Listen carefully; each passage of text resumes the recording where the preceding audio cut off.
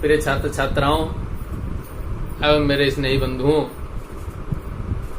आज हिंदी की वर्णमाला पर हम लोग विचार करेंगे। वर्णमाला से पहले हिंदी व्याकरण से संबंधित कुछ विशेष बातें आपको बताना चाहता हूं। हिंदी व्याकरण का प्रारंभ ऐसा माना जाता है कि 1658 ईस्वी में मिर्जा खां द्वारा रचित ब्रजभाषा व्याकरण है। ग्रियर्सन और सुनीति कुमार के अनुसार गिलक्राइस्ट द्वारा 1790 ईस्वी में रचित हिंदुस्तानी ग्रामर हिंदी का प्रथम व्याकरण है। एक बार टीईटी में प्रश्न आया था, जॉर्ज फर्गुसन का एक व्याकरण ग्रंथ है dictionary of the Hindustani language. इसी प्रकार का एक और ग्रंथ है grammar of the Hindustani language. दोनों में अंतर इतना ही है, एक ग्रंथ है grammar of the Hindustani language जो कि गिलक्राइस्ट द्वारा रचा गया है, और एक ग्रंथ है फर्गुसन द्वारा रचा गया जो है dictionary of the Hindustani language. Ambika Prasad Vajpayee, इनका एक ग्रंथ है हिंदी कौमुदी। हिंदी कौमुदी संभवतः प्रथम बार हिंदी व्याकरण को प्राकृत के आधार पर लिखने का श्रेय इनको जाता है। किशोरीदास वाजपेयी का 1943 में रचित ब्रजभाषा का व्याकरण, तो किशोरीदास वाजपेयी का एक अन्य व्याकरण ग्रंथ है जो कि उन्होंने 1949 में लिखा।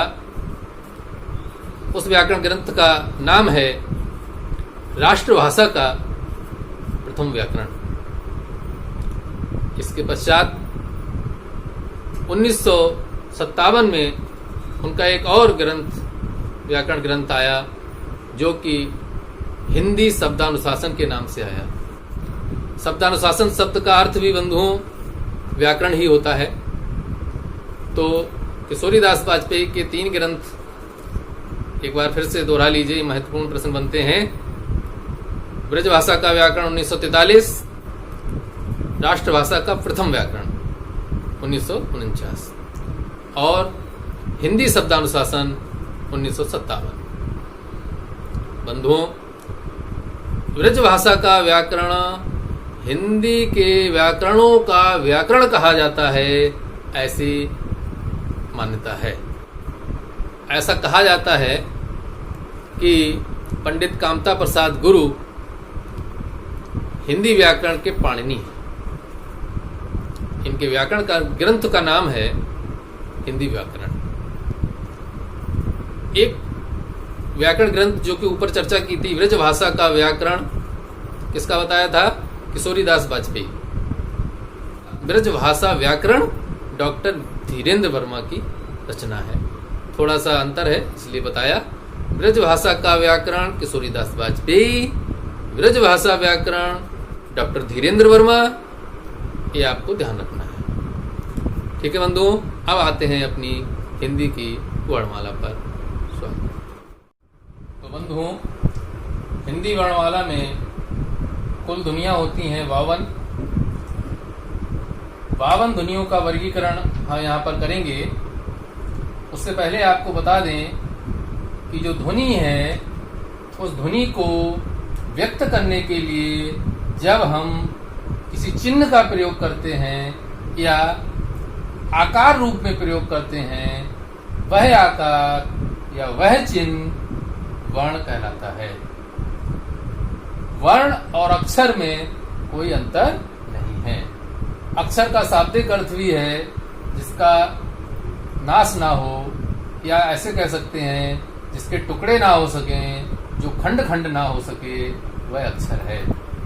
प्रत्येक स्वर को विभाजित नहीं किया जा सकता, अर्थात प्रत्येक स्वर वर्ण है और अक्षर है।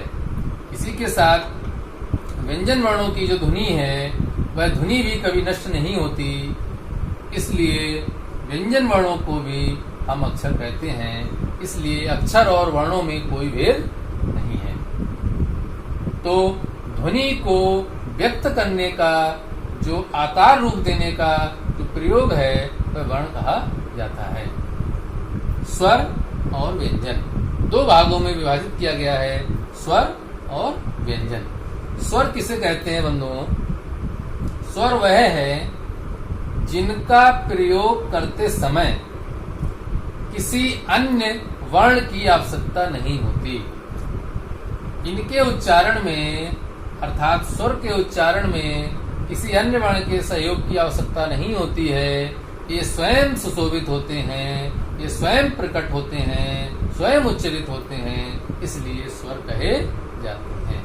जबकि व्यंजनों के उच्चारण में हमें स्वरों का सहयोग लेना पड़ता है, इसलिए व्यंजन स्वयं व्यक्त नहीं होते। इनको व्यक्त करने के लिए हमें स्वर का सहारा लेना पड़ता है। तो बंधुओं, स्वर में ह्रस्व स्वर और दीर्घ स्वर होते हैं वर्तमान में। तो ह्रस्व स्वर आपके नीले वर्ण से लिखे गए हैं और दीर्घ स्वर काले वर्ण से लिखे गए हैं। अ, ई, उ, री ह्रस्व वर्ण है। आ, ई, उ, ए, ऐ, ओ, औ दीर्घ स्वर है। ह्रस्व स्वर की एक मात्रा होती है, इसलिए एक मात्रिक होते हैं। दीर्घ स्वर की दो मात्रा होती हैं, अर्थात द्विमात्रिक कहे जाते हैं। क्योंकि दीर्घ स्वर का उच्चारण करते समय ह्रस्व स्वर से दुगना समय लगता है, इसलिए इन दीर्घ स्वरों को द्विमात्रिक भी कहते हैं। और ये स्वर हमारे हो जाते हैं, वर्तमान में कितने स्वर हैं? 11। कभी 14 स्वर हुआ करते थे, लेकिन वर्तमान में हिंदी की वर्णमाला में कुल 11 स्वर हैं। बंधुओं, व्यंजन पर आते हैं। व्यंजन में 5 वर्ग सबसे पहले हमने लिए हैं, का वर्ग, चा वर्ग, टा वर्ग, ता वर्ग और पा वर्ग। इन 5 वर्गों में प्रत्येक वर्ग में 5 वर्ण हैं, तो कुल वर्ण बनते हैं 25।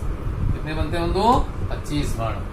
इन प्रत्येक वर्ग के पंचम वर्ण को, प्रत्येक वर्ग का जो पंचम वर्ण है, इसको कहते हैं अनुनासिक। क्या कहते हैं बंधुओं? अनुनासिक। पंचम वर्ण को अनुनासिक कहा जाता है। प्रथम, तृतीय और पंचम वर्ण को अनुनासिक किसे कहते हैं? पंचम वर्ण को। अब दूसरी बात बता रहे हैं, प्रथम, तृतीय और पंचम वर्ण को क्या कहते हैं? अल्प प्राण। कौन कौन से वर्ण को? प्रथम, तृतीय और पंचम वर्ण को। प्रथम वर्ण, तृतीय वर्ण, पंचम वर्ण को अल्प प्राण कहते हैं। इसी प्रकार महाप्राण जो ध्वनि है वो कौन सी है? वो है आपकी द्वितीय वर्ण और चतुर्थ वर्ण। तो द्वितीय वर्ण और चतुर्थ वर्ण को क्या कहते हैं? महाप्राण ध्वनियां कहते हैं।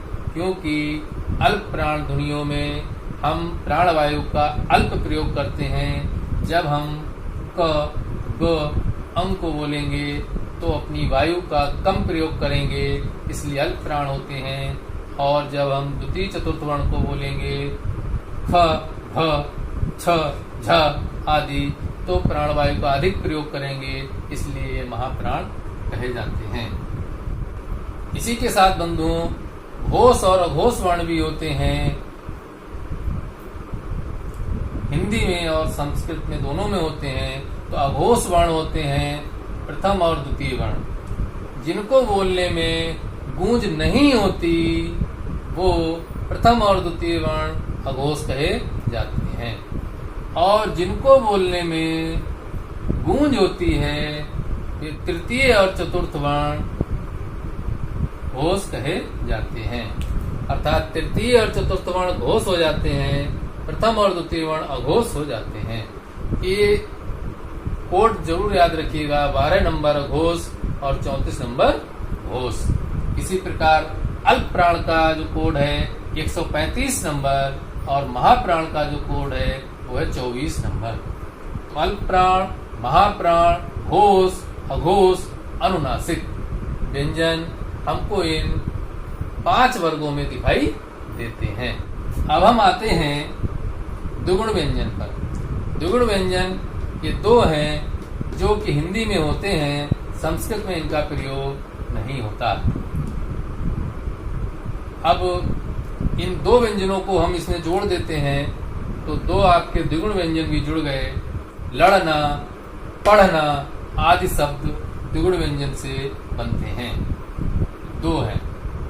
अंतःस्थ वर्ण कौन से होते हैं? जो भीतर स्थित हैं और जिनको बोलने के लिए हमें वल लगाना पड़ता है, वो अंतःस्थ वर्ण कहे जाते हैं।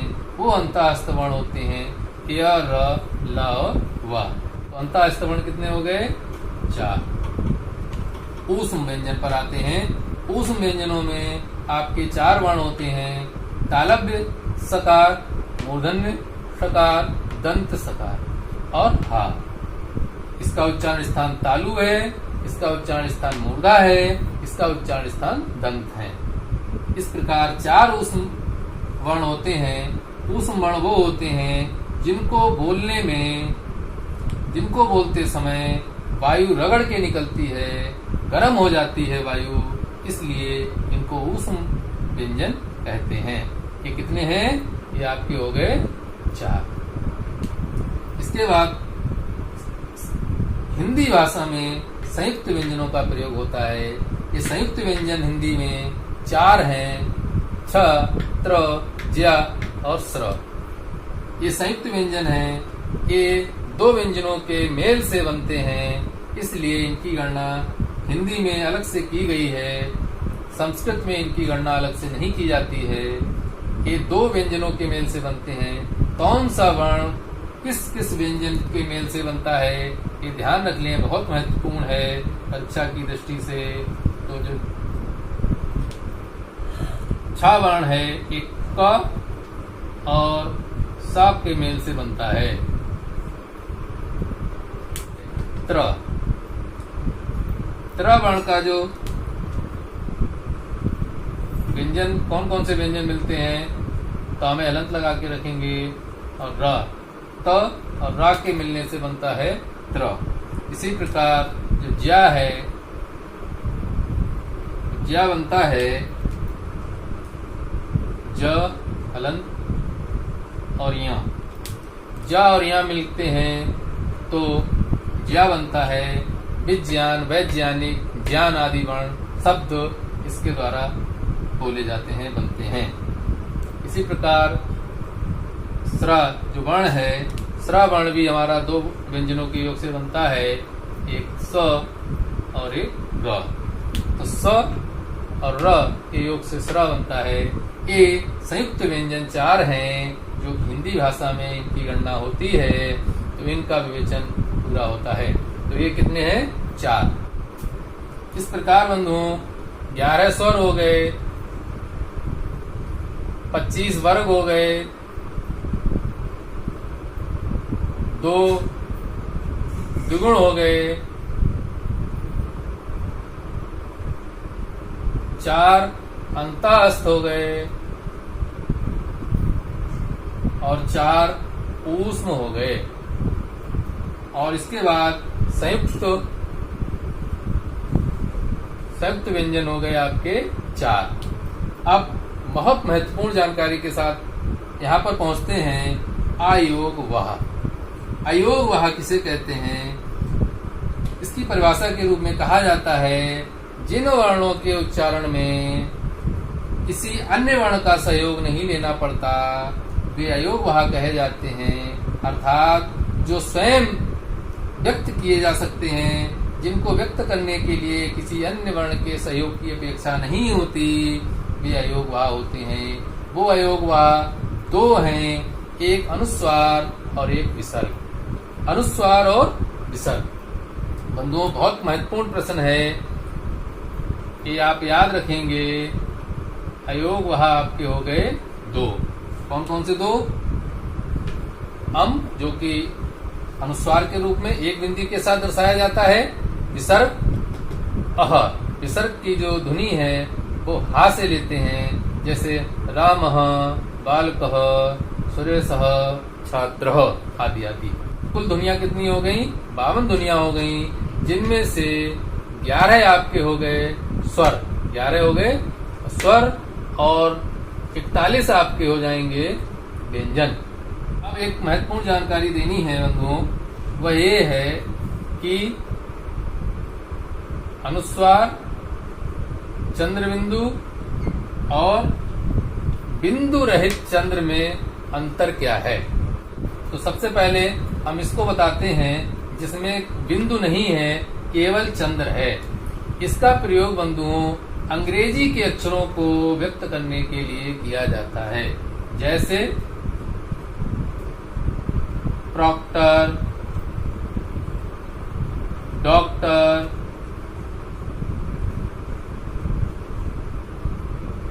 आदि आदि।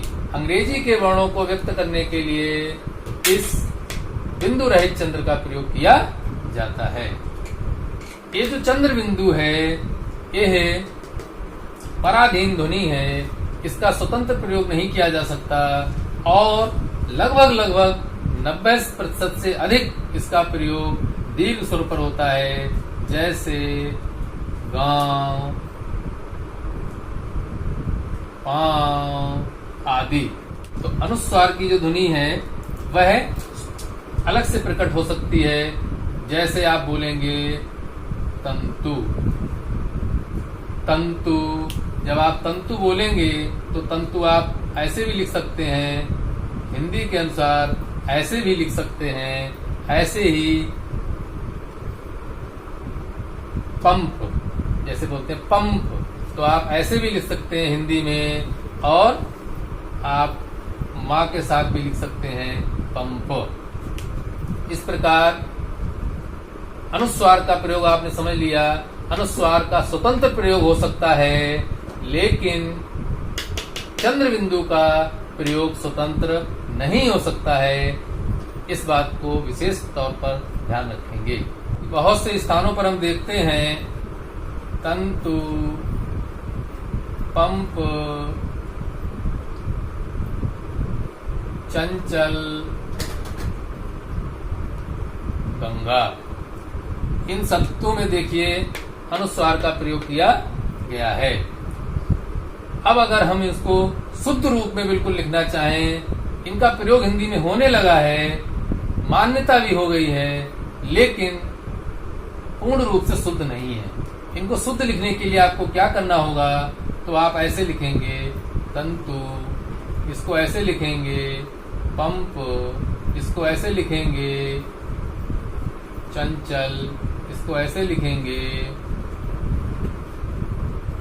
या आप ऐसे लिख सकते हैं